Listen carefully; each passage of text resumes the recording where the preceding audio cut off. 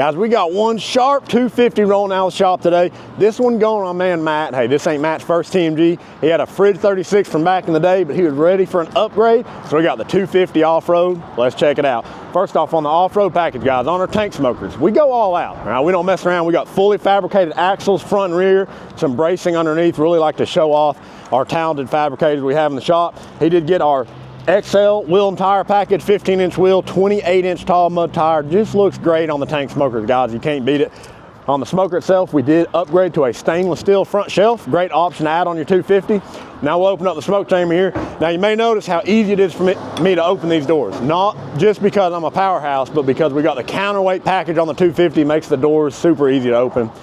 The top racks, both slide out. That is standard on every tank smoker. I'm not going to charge you extra for a top rack, guys. Slide those back in, full racks on the bottom, goes the full length of the cylinder. He did add our thermometer eyebrows as well.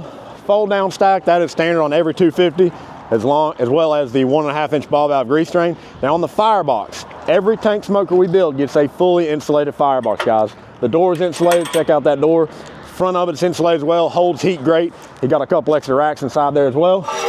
Got his fire scraper. Gotta keep that ash cleaned out, guys. D-ring tie downs on all four corners. Really slick build here, guys. So y'all know the deal. If you need a custom pit built, you know to call TMG Pits, Knoxville, Tennessee.